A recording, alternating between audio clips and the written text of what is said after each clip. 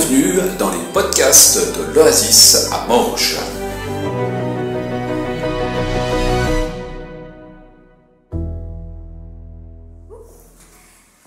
Bonjour à tous, je suis très contente d'être avec vous aujourd'hui. Alors je vais commencer par une question pour voir si vous êtes toujours réveillés. On a déjà parlé de rencontrer mes collègues, de rencontrer ma famille, de rencontrer mes voisins. Aujourd'hui, on parle de rencontrer mes amis. Si vous prenez tous les premiers que j'ai cités, collègues, voisins, famille, et les amis, il y a quelque chose qui rend ces relations-là un petit peu différentes. Qu'est-ce que c'est? Vous avez le droit de répondre. On les choisit. Yeah, bien joué, on les choisit. On les choisit. Exactement. Les autres, peut-être qu'on les choisit un petit peu indirectement, mais c'est vrai que nos voisins, en général, on choisit plutôt le logement, puis on récupère les voisins qui vont avec. Le travail, en général, c'est un petit peu pareil. Et c'est vrai que les amis, c'est vraiment la relation qu'on choisit complètement. Alors, complètement, je mets un petit bémol parce que c'est normalement mutuel. Si on choisit un ami, il faut aussi qu'il nous choisisse, sinon ça ne marche pas très bien. Mais quand même, c'est une relation qui est là, généralement, juste parce qu'on le souhaite. Et ça fait que c'est vraiment une relation particulière. Alors quand j'ai commencé à creuser justement comme elle est particulière, cette relation, eh bien j'ai réalisé qu'il y avait beaucoup de choses qui étaient dites sur l'amitié. Déjà dans la Bible, notamment dans les proverbes, on a aussi beaucoup d'exemples d'amitié, mais aussi dans les citations à différents endroits. Donc je voulais commencer par vous prévenir. Quand j'ai préparé ce message, j'ai vite réalisé que je ne pourrais pas tout vous dire sur l'amitié. Donc soyez prévenus, je ne vais pas tout vous dire sur l'amitié ce matin. Alors j'ai dû faire des choix. Donc je me suis dit, bon, on va un petit peu examiner tout ça, surtout regarder ce que la Bible en dit. Et j'ai décidé de garder 3 choses en fait que l'amitié est. Et en même temps 3 choses qu'elle n'est pas. Parce qu'on apprend aussi souvent par les contraires. Donc voilà. On va voir 3 choses que l'amitié est et 3 choses qu'elle n'est pas. Vous aurez chaque fois aussi l'occasion de réfléchir, est-ce que ça vous parle par rapport à vous? J'ai aussi toujours quelques petites questions, j'aime bien poser des questions. Pour moi, les prédications, ça ne doit pas juste amener des réponses, mais ça doit aussi poser des questions. Puis si on regarde dans la Bible, Jésus, il n'a pas arrêté de faire ça, donc je pense que c'est un bon moteur. Voilà. Alors, sans plus tarder, en fait, on va rentrer dans le vif du sujet. Je vous propose qu'on se jette à l'eau. Je pense que c'est des choses bien de se jeter à l'eau, et surtout dans la période qu'on vit là ces temps. Alors, la première chose que j'ai relevée, c'est que l'amitié est précieuse. On le voit dans Proverbe 27, le verset 9. « L'huile odorante et les parfums mettent le cœur en joie, mais la douceur de l'amitié réconforte le cœur. » Ce verset-là nous dit que l'amitié, c'est un réconfort, que l'amitié, elle est douce. Ce verset, ça compare aussi l'amitié avec de l'huile odorante et des parfums. Alors, à l'époque, c'était pas tout à fait la même chose que maintenant. C'était vraiment des choses précieuses, des choses rares. Donc, il y a cette comparaison-là qui est faite. Et je trouvais ce verset intéressant pour nous montrer la place particulière que l'amitié avait. Si je vous demande encore de réfléchir un petit peu dans la Bible, un exemple fort d'amitié entre 2 personnes, à qui ça vous fait penser en premier? David et Jonathan. Effectivement, il y a d'autres amitiés dans la Bible, mais celle-là est quand même vraiment particulièrement mise en avant. Et on va aussi y revenir quelques fois. David, donc le roi, était très vite ami, presque dès qu'il l'a rencontré en fait avec Jonathan, le fils de Saül. Et c'était une amitié particulière. Et quand je vous dis que l'amitié est précieuse, on le voit aussi dans leur histoire. Parce que Jonathan, quelque part, par amitié pour David, il lui a sauvé la vie. Donc pour David, c'est une amitié qui a énormément compté. Jonathan, à un moment donné, si on peut dire, pas tout à fait trahi, je ne sais pas si c'est le bon mot, mais en tout cas, a décidé de dénoncer le complot que son père voulait faire contre David, je m'embrouille. C'est pas qu'il faut toujours préférer l'amitié à la famille, mais dans ce cas-là, son père était complètement dans l'erreur. Et Jonathan a choisi de favoriser son ami, de le prévenir pour qu'il puisse sauver sa vie. Donc, ça a été crucial pour David. Mais on voit un petit peu plus tard que cette amitié, elle a aussi été très bénéfique pour la famille de Jonathan, puisque après la mort de Jonathan, David aussi a cherché à pouvoir bénir la famille, les descendants. Il a trouvé un descendant qui restait de Jonathan et il l'a fait manger à sa table. Enfin, ça a aussi été quelque chose de précieux, et c'était même pas l'amitié entre David et Méphibosheth, mais c'était l'amitié encore avec quelqu'un de sa famille. Mais on voit que ça peut vraiment apporter beaucoup dans les vies. Et en réfléchissant à ça, j'aime bien aussi parfois apporter des choses que moi j'ai vécues dans les prédications, parce que les témoignages, c'est aussi des choses qui nous enrichissent. Et c'est vrai que c'est un point qui me parlait particulièrement, parce que à mon adolescence, j'ai pas été particulièrement rebelle ou catastrophique pour mes parents, mais j'ai été très occupée et très peu présente, je pense, à une période, parce que j'ai eu une période où dans ma famille, je ne recevais pas ce que j'avais besoin pour me construire, il me manquait certaines choses. Et c'est une période où je suis extrêmement reconnaissante à Dieu parce qu'il a mis sur ma route des amis qui ont été incroyables. Je pense aussi qu'ils ont contribué à faire de ma foi ce qu'elle est aujourd'hui, mais au niveau de la communication, de savoir parler des choses profondes, de savoir juste me connaître moi-même. Mes amis ont été vraiment des perles. Et cette période de ma vie, franchement, voilà, j'aurais pu tourner tout à fait autrement, je pense, si j'avais eu des autres amis, des autres influences. Mais moi, je l'ai vraiment vécu. Et pour ce premier point, je voulais vous inviter à réfléchir juste quelques secondes. Qu'est-ce que vos amis vous ont apporté dans votre vie? Et puis en même temps, est-ce que vous les avez déjà remerciés pour ça?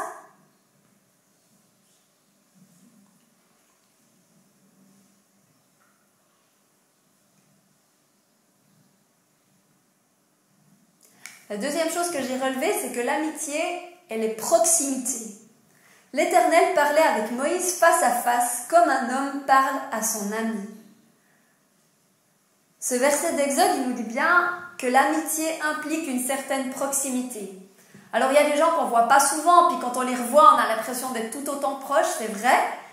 Mais pour qu'une amitié se construise, pour que des liens se forment, il faut quand même une certaine proximité à un moment donné. Il faut avoir le temps de se parler, de se connaître, et je pense que c'est vraiment important. Et si je vous demande, est-ce que vous pensez que Jésus considérait ses disciples comme ses amis? Qui pense que Jésus considérait ses disciples comme des amis? Vous pouvez lever la main. Pas mal de monde, hein?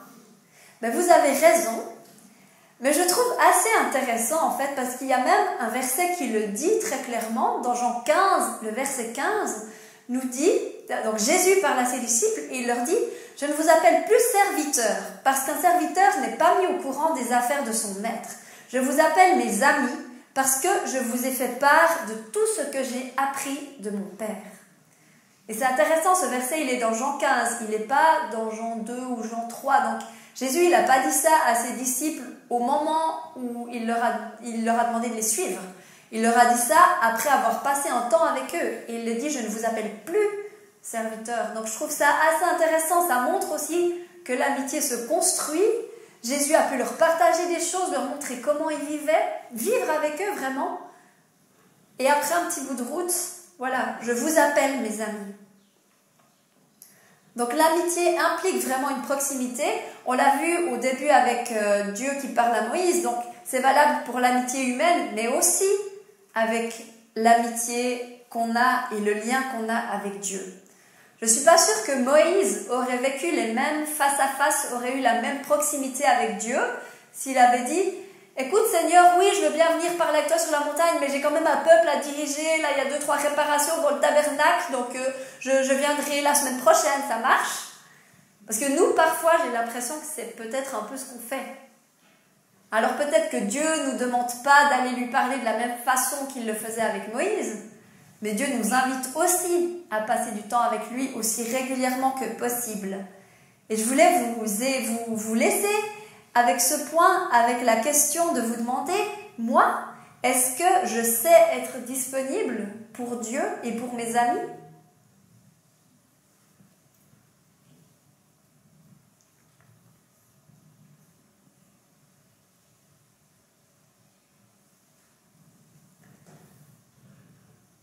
Alors le point suivant peut aussi vous rassurer, hein, parce que quand on parle de disponibilité, c'est souvent stressant parce qu'on est tous très occupés, mais l'amitié est aussi limitée. Des camarades nombreux peuvent faire le malheur de quelqu'un, mais un ami vrai est plus fidèle qu'un frère. Il y a une citation qui dit qu'on peut compter les amis sur les doigts d'une main. Je ne sais pas si c'est vrai, mais je pense qu'il y a quand même une part de vérité là-dedans. En tout cas, ça me paraît beaucoup plus juste que quand je vois de l'autre côté Facebook qui nous fait croire qu'on peut avoir des centaines d'amis. Personnellement, je doute un petit peu que ce terme soit approprié. En tout cas, j'ai l'impression qu'il faut plus que quelques clics pour avoir de nouveaux amis. Et si on voit encore l'exemple de Jésus, c'est aussi un bon exemple, un bon modèle. Il a appelé 12 disciples. D'autres personnes ont choisi de le suivre. À un moment donné, on sait qu'il envoie 70 disciples en mission. Mais au départ, il en a choisi 12 et on voit dans beaucoup de choses fortes qu'il vit. Il n'en choisit même que 3. C'est Pierre, Jacques et Jean qui l'accompagnent pour la transfiguration, pour la dernière prière au jardin. Donc c'est aussi intéressant de voir que l'amitié est limitée dans un sens positif. Et si on essaye d'être l'ami de tout le monde, finalement, peut-être qu'on sera vraiment l'ami de personne.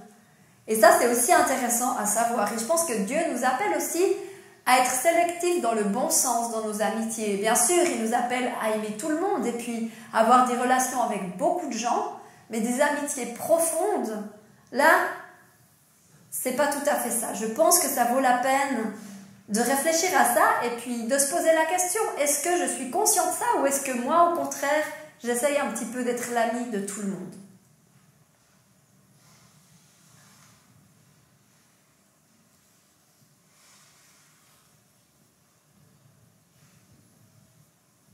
Maintenant, on arrive dans le contraire. Qu'est-ce que l'amitié n'est pas? L'amitié n'est pas sans implication. Il n'y a pas de plus grand amour que de donner sa vie pour ses amis.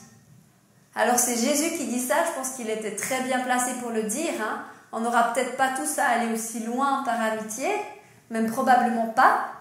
Mais c'est assez intéressant de savoir que l'amitié peut nous coûter, et même souvent, dans une amitié forte, ça va nous coûter.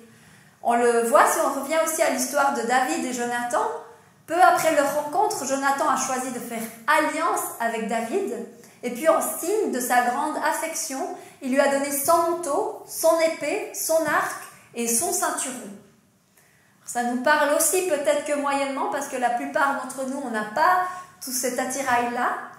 Mais à l'époque, même pour le fils d'un roi, c'était quand même pas rien. Il n'avait pas 15 épées de réserve. Enfin, il a donné des choses qui lui coûtaient, des choses qui étaient importantes pour lui parce que son ami était important et précieux. Et parce qu'il voulait lui offrir quelque chose de valeur. Je vous invite juste à réfléchir aussi, quelle est la chose que vous avez donnée qui vous a le plus coûté?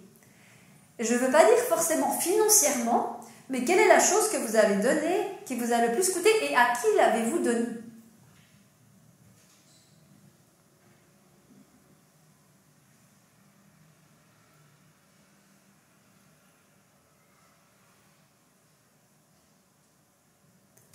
En fait, ce point-là, l'amitié n'est pas sans implication, nous invite aussi un petit peu à réfléchir.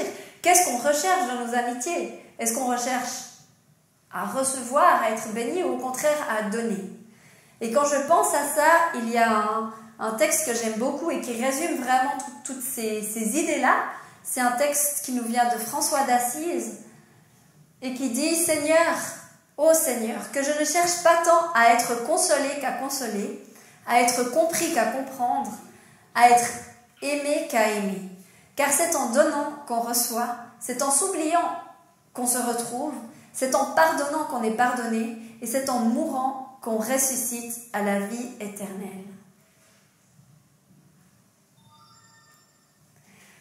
Je vous invite vraiment à vous poser aussi ces questions. Qu'est-ce que je veux dans mes amitiés? Est-ce que je veux recevoir? Ou est-ce que je cherche aussi dans mes amitiés à être une bénédiction, à être celui qui apporte à l'autre?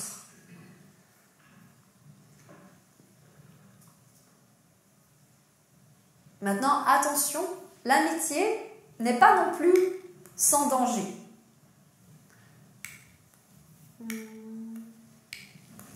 Voilà. Est-ce que Thibaut, tu peux m'aider? Voilà, merci beaucoup. On le voit, attention, les mauvais amis poussent à faire le mal. Ne vous y trompez pas, les mauvaises compagnies corrompent les bonnes mœurs. Concernant ce verset, j'ai une image qui me parle beaucoup et je pense que vous l'avez probablement tous vécu une fois ou l'autre, c'est cette image-là. Voilà. Alors souvent c'est pas comme ça, souvent c'est dans un plat et puis souvent c'est celui qu'on voit pas qui est tout au fond qui pourrit et qui fait pourrir ses voisins. Alors bon, je vous rassure un petit peu, concernant les amitiés, c'est pas aussi tranché que ça. C'est une image qui est partielle, parce que concernant les amitiés, c'est important qu'on soit conscient que des mauvaises amitiés peuvent avoir aussi une très mauvaise influence sur nous, mais on a quand même une chance que les fruits n'ont pas. Ça peut aussi se passer dans l'autre sens, et c'est aussi nous qui pouvons avoir une bonne influence. On a rarement vu un bon fruit faire s'améliorer un fruit qui était pourri, mais dans la vie, heureusement, grâce à Dieu, grâce à l'Esprit qui met en nous, on est aussi appelé à être sel et lumière, et donc c'est aussi nous qui pouvons amener quelque chose aux autres. Donc je ne vous dis pas, triez vos amis, tous ceux qui ont des problèmes, qui font des choses mal et qui ont une vie pas parfaite, éliminez-les, non, bien sûr que non. Mais j'avais quand même envie de relever ce point parce que je pense que c'est essentiel qu'on se pose ces questions. Est-ce qu'on a des relations qui sont... On utilise parfois le mot toxique, il est peut-être un peu fort, mais en même temps, parfois je pense qu'il est assez juste. Est-ce qu'on a des amitiés qui nous entraînent dans des mauvaises choses, des mauvaises idées, des mauvaises pensées, des mauvaises actions? Ça vaut la peine d'y réfléchir. Quelles sont les influences en fait que mes amitiés ont sur moi? Et alors si c'est moi qui influence les autres vers le mieux, tant mieux. Mais peut-être que pour certaines relations, il faudrait que j'y mette un petit peu de distance, voire parfois les couper complètement, au moins pour un temps. Ça dépend à quel point aussi on est solide et ça dépend aussi à quel point l'autre est prêt à recevoir notre influence. Encore une fois, il suffit de regarder l'exemple de Jésus. C'était le premier à aller vers les gens de mauvaise vie, mais les gens de mauvaise vie qui étaient rencontrés par Jésus ne restaient pas des gens de mauvaise vie à la fois. Ils changeaient de vie à la rencontre de Jésus. Donc c'est aussi la question qu'on peut se poser. Donc n'hésitez pas à avoir des amis qui ont des choses à travailler dans leur vie, mais au bout d'un moment, regardez, est-ce que c'est vraiment dans ce sens-là que l'influence marche ou est-ce que c'est dans l'autre sens que l'influence marche? Je vous invite juste encore à quelques secondes pour réfléchir à ça. Est-ce qu'il faudrait que vous mettiez un peu de distance dans certaines de vos relations?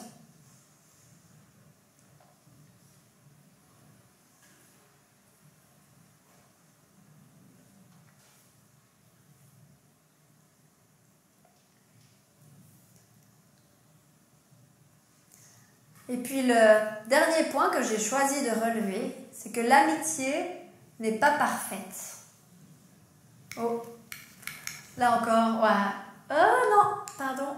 Voilà, l'amitié n'est pas parfaite.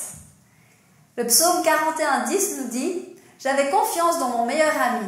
Il partageait ma nourriture. Eh bien, même lui, il est devenu mon ennemi. » Donc si je finis par ça, c'est pas pour vous inviter à la méfiance envers vos amis. D'abord, il faut les trier, après, il faut vous méfier. Non. Je vous invite juste à avoir les bonnes attentes dans vos amitiés. On aura tous au moins un jour ou l'autre, au moins un ami qui va nous décevoir.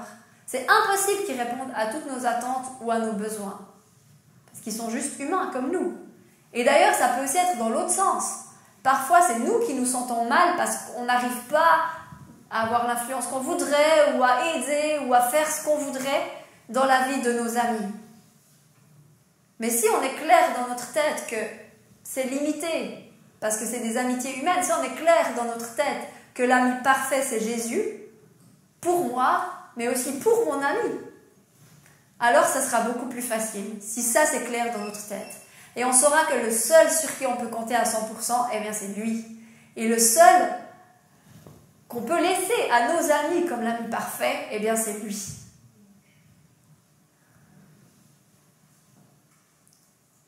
Peut-être que pour pour certains d'entre vous, ce thème de l'amitié est un petit peu plus difficile. Peut-être que vous vivez des situations pas faciles avec vos amis, ou peut-être que vous manquez d'amis, peut-être que vous vous sentez seul. J'ai déjà parlé de ça ailleurs, et puis à la fin, il y a une personne qui est venue me dire, ça m'a fait réfléchir, mais pour moi, c'est horrible d'entendre ça, parce que je me sens très seule, j'ai l'impression d'avoir pas d'amis. Du coup, si c'est votre cas, j'aimerais vous inviter déjà à penser au fait que Jésus est vraiment votre ami et qu'il vous laissera lui jamais tomber. Mais c'est clair que de manquer d'amis humains, ça, c'est aussi une souffrance. Et je voulais aussi vous encourager par rapport à ça, à dire que Jésus veut aussi vous aider dans les relations, veut aussi vous aider à avoir l'environnement, les relations que vous avez besoin autour de vous.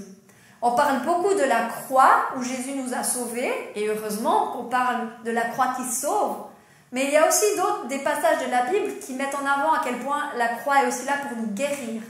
Elle restaure notre relation avec notre Père, mais elle veut aussi restaurer beaucoup d'autres choses dans notre vie qui ont été brisées par le péché. Et je pense que la capacité d'être en bonne relation avec les autres, est aussi vraiment restaurée à la croix. Alors parfois ça prend du temps.